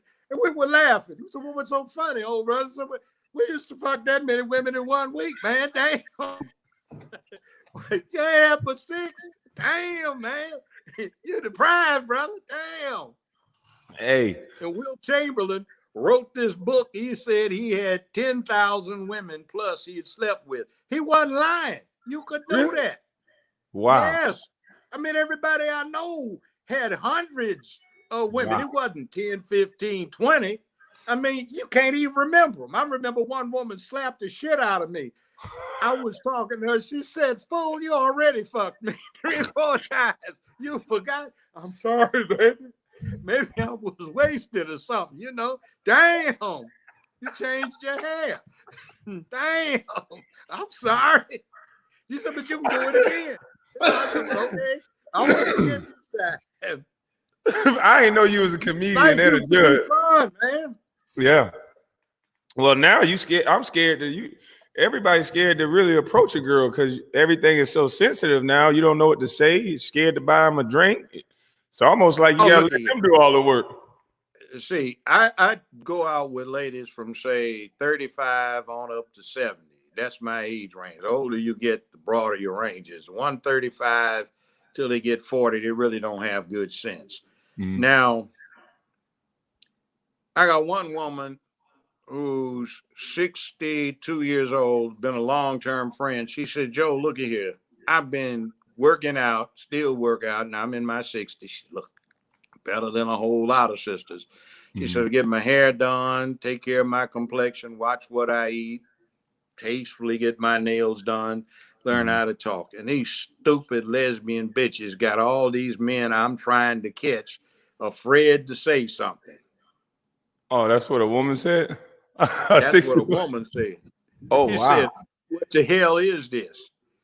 See, just like I don't particularly like Charlemagne and some of these charlatans, and you don't like some of your colleagues that are going the unmanly way. Yeah, well, go get into it. What you think about Charlemagne? What you think about him? Get into that. I know people waiting to hear Charlemagne and Stephen A. Smith. Punk ass with a punk name. What about Stephen A. Smith? You ever heard of him? Well, me and him got into it because he puts a little disrespect on guys' names. He tried to make it singular about me and him. But as I try to get people to wake up and see, it's not about just me and him. He said something like, allegedly, I wouldn't trade Andrew Wiggins for a box of cereal. And to me, that just goes too far. What if Andrew Wiggins was trying to, go out and get some money off the court? And people listen to Stevie A. He got a big platform, and you've devalued this man's value like that by saying he's not worth a box of cereal. To me, that that goes beyond basketball when you're starting to dox people like that. Yeah, that's what they do. When they get a man that's a man, they try to down him. And if you badmouth somebody often enough, you get people adopting what they hear. So you get a negative impression.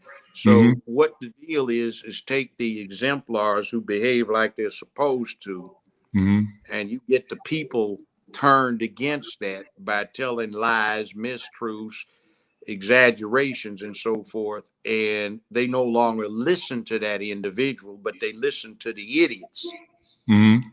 That's what that's about. I want you to do something too. Your message needs to get out. I want to invite you to my show, which is later today. I know you won't be able to do it today, but next week, and I'll give you the call-in number. Yeah, I'll be there. Okay, I'll give it to you. I'll text it to you. And there's another somebody that's one of your big fans, Dana Cumberlander. Okay. Who she's an intelligent woman. She's a grandmother, though she doesn't look like it. Mm-hmm. Kind of hot. She fusses a lot, but it's a good way to learn how to deal with her. She treats me cool, but she treats the guys at half step. You know, she puts them in place, you know, and act like a man up. She's all for that. Mm-hmm. And you need to deal with her. I'll give you her number. Okay. And there are a few other people, and there's another brother that I call our investigative reporter. He does it for everybody, and you ought to deal with him too. He's got a show, but he travels all over the country getting to the bottom of the stuff. That's Bernard Johnson. So you need to deal with him. And then there's a good sister you need to talk to. Her name is Dr. Cheyenne Bryant out of Los Angeles. And this is one of the most intelligent humans I have ever run into. Interestingly enough, these women are deeper into man up as a necessity for men than a whole lot of brothers are doing.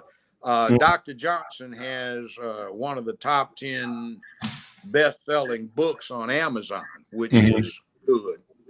She's a clinical psychologist. She's one of these super people. God damn, that woman is man, movie star quality. And she got her bachelor's degree before she hit 20, got her master's before she got 21, and then got a PhD. And this is one of those super people that ought to be where Kamala Harris is, but she's a decent person.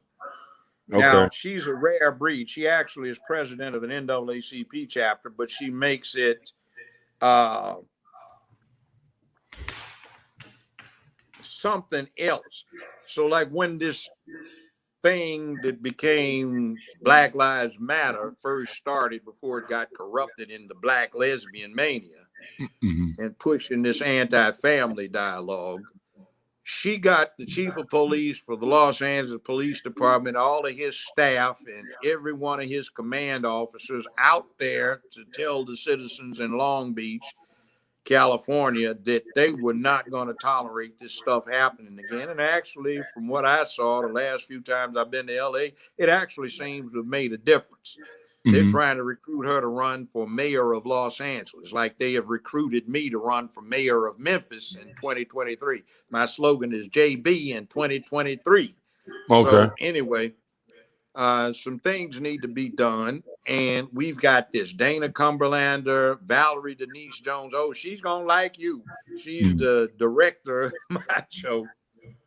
She's a good looking woman. And by the way, former model, but you know what her problem is? She can't find a man. So, all of these attractive, intelligent women can't find a man. Yeah. And it's kind of crazy. Hell, even a rich tycoon I ran into one time, white guy, billionaire, said, look here, Judge, would you do me a favor and sit next to my two daughters at this banquet and talk sense to them? And I'm talking to one of them. She's got either boyfriend or husband, I forgot which, but she was the plain one. The younger one was working on her PhD. She's a billionaire. She looked like a movie star, man. She's gorgeous. And she was breaking it down. She had a few glasses of wine. And she said, look, Judge, I can't find a man, an eligible bachelor. I said, well, what's wrong? So she came to him and my daddy said, I need to ask you. I said, why don't you just break it down? She said, well, let me put it this way.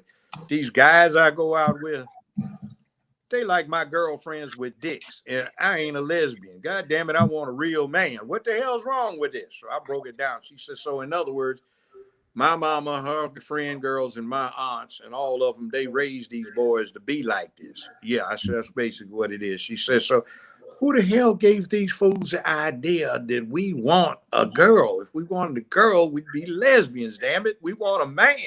And she, my dad is a real man. Nobody fucks with him.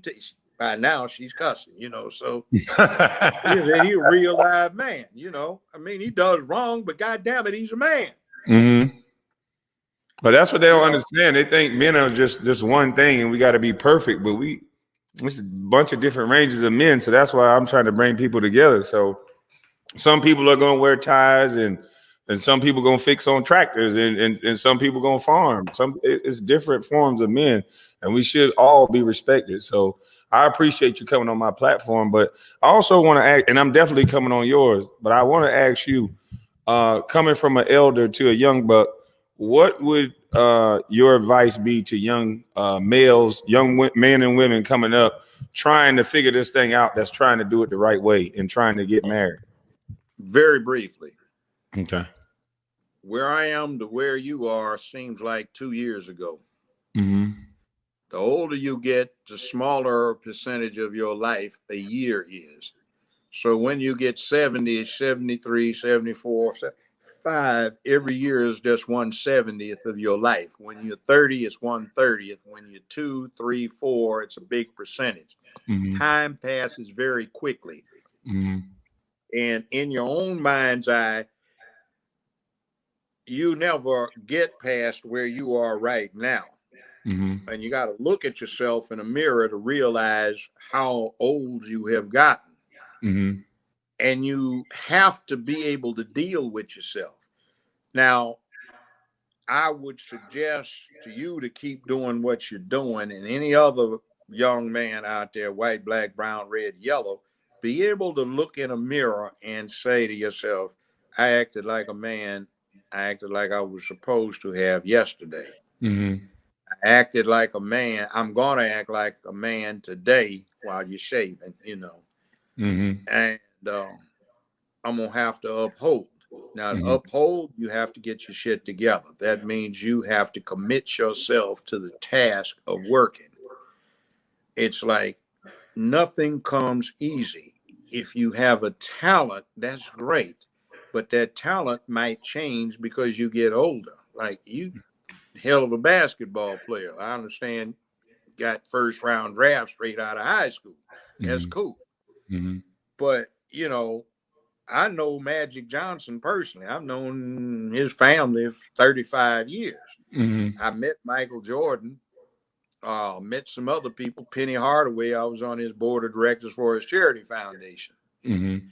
A guy named Randy Wade and I, who they call Big Daddy, we used to do Man Up to some NBA players 34 years ago because they didn't have it. But the bottom line is focus, because what you do at an early age, you're not going to be able to do later. And what you can do later is your labor, your talent physically evaporates, but your acumen, your skill, your mind can increase. So keep your mind focused on an objective, have a cause, have a purpose. And if you have a purpose, your life is a lot easier because you can stick to it, where you can say, I made it rough on myself, but it's a matter of principle. A lot of people compromise because they say you got to do what you got to do to get somewhere, but no, you got to do what you're supposed to do. And if you do what you're supposed to do, maybe what's going on is there's something to develop that's developing where only a person with your credibility can deal with it. Mm-hmm. Now, you see, young brother, here's one thing that I'm going to mentor you. You've got my number. Use it frequently, because here's the deal. My slogan is protecting womanhood and promoting manhood. And to promote manhood, you promote it in yourself and your peers, but you have to bring up in school young men so they can take over when you're too old to do it or when your ass dies. Mm-hmm. And the interesting thing is, I've been near death at least once or twice.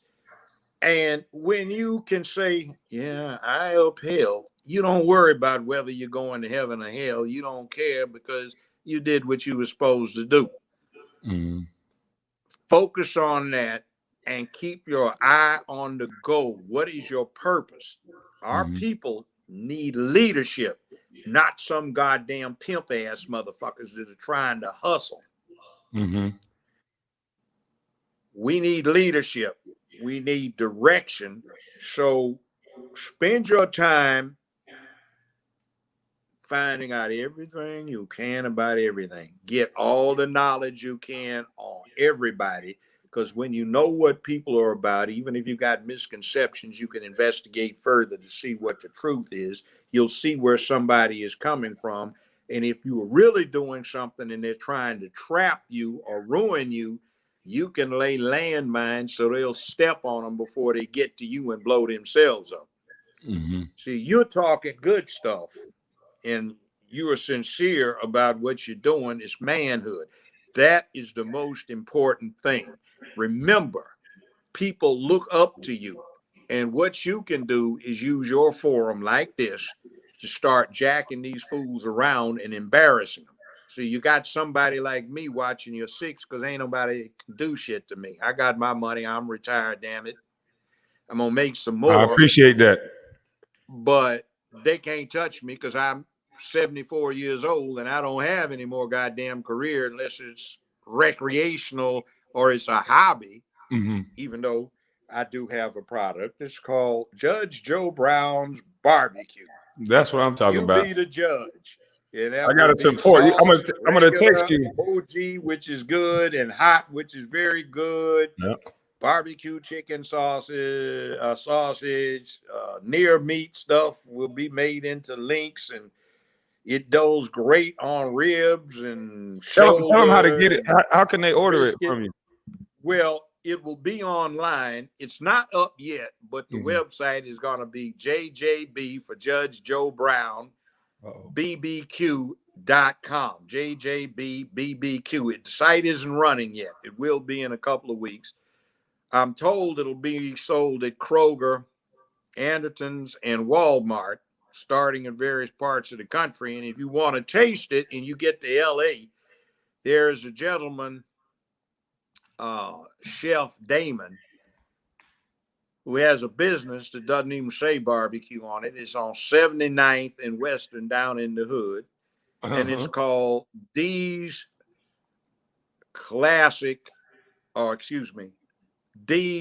Original Takeout Grill. They've got the best barbecue in Los Angeles.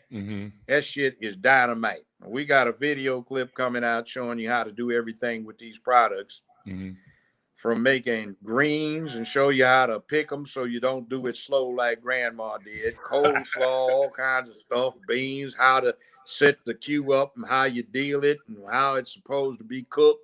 And we've got some stuff we're trying to patent, some cookers and barbecue stuff, so you can, instead of using a crock pot, you can put this stuff on. You don't boil it, but you actually do it the way it's supposed to do. You can put it on and come back to it hours later, and it's good to go without it being burnt and everything else. And you got some good Q. I like it. I got an attorney that might can help you with that patent if you need it. I know you got a lot of stuff going on. We got a crew, but more the merrier. Yeah. So I'm doing some of the engineering on this stuff, so it's good. Now, I'm going to give you Doc Cheyenne Bryan's number, Dana Cumberlander's number, Bernard Johnson's number. These people can help you out. And I'm going to give you the number to call in for us. We tape this stuff on Fridays. It's 4 to 6 your time, but if you're already on at 6, we have a free-for-all hour before they shut us off.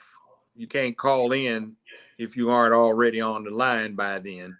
And we edit it, and it goes out on iHeartRadio the following week. So I'll be there on Friday. Yeah. I said I'll be there on Friday. So we all good. I appreciate next you Friday, coming on. you can come today just to check it out if you want to. Okay. I know you're a busy man. But brother, stay focused. You're doing great stuff. Thank you so much. Women will find you good looking, so watch out for the gold diggers. Yes, sir. You know why they get married so often in Hollywood?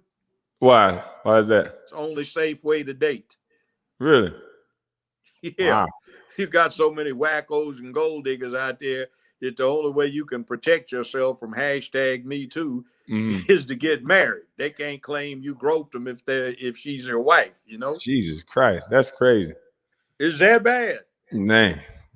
And another thing, brothers, let me give you a piece of advice. The fine ones are easier to deal with than the plain ones. The fine ones really have something to look at, and they worry about every little crease, wrinkle and everything else. And everybody's so afraid of them that they crave for company. So if you just have good conversation with the fine ones, you'll get them quicker than the plain ones who get more attention. Absolutely. So you got it going on. When men breed up to fine and women breed up to wealth, power, and mind. And remember, it isn't all about money, because you have, in any society, you have the intelligentsia to get the ideas together. You got the military that protects it. You got the people in business or the economy who make the money. And then you have the people that are in the business or running it. They're into politics. Consider politics. Be charming, but don't compromise your principles. Resist paying somebody for anything. And if you get into that, somebody says, what's in it for me? Here's your answer. Good governance. That's all. Because you live here too. I respect it. You got anything else to say to the people? I guess this is Joe on the go, Hey, I salute you. I definitely appreciate you. You can see by the chats, and this has been one of my larger screens, so everybody love it. This has been my plan the whole time, just like it's not about me, just to bring the elders together. So as much as I can come on your show and you can come on mine and you link me with these other people, I'm open just to bring the young people. We got to bring the young people to the elders and people like yourself that's going to do it the right way. And one other person, too, you need to talk to her. She's one of these people that did right. She got victimized because the people she was relying on to protect her betrayed her. That's Dr. Carmen Johnson. She doesn't do a show. She's just an intelligent woman. She would be an elder woman that could school you in a lot of things because she does what she does. And she's got an interesting story. So look out for that one. Now, I don't know if I forgot anybody. All right. Maurice Dubkin. You may have encountered him. That's another young man that's trying to put together. He's not in front of the camera. He's not behind it. He just goes and finds anybody you want to find. And as far as the Breakfast Club goes, fuck those punk asses. And I challenged them to a debate on neutral territory, and I will whip all of their behinds, and the punks run. They are afraid of the old man. That's mama's cooking right there. Hey, I thank you so much for coming. I'm going to go step out for about an hour. I will definitely see you on Friday, and I appreciate you blessing, the young people. I told them I was going to bring you, so as many times I can come on yours, you can come on mine. Let's do it. Let's bring these young people and let's open their minds to something different. There you go. Think possibility, think outside the loop. And if everybody's doing it, don't do it, because you don't want to be part of the sheep with your nose stuck in another sheep's ass. It's somebody herding the flock that you're in. Yes, be sir. Original, step out, prepare, get your head together, because the mind is the most important part of you. That's the only thing you will keep after everything starts getting old and decrepit. Keep your mind sharp, keep focused, be able to look in the mirror and say, I have been, I shall be, and I am a man. And you can rest easy, sleep well at night. Your health is better and you'll get more pussy. God damn it. Can't get better than that.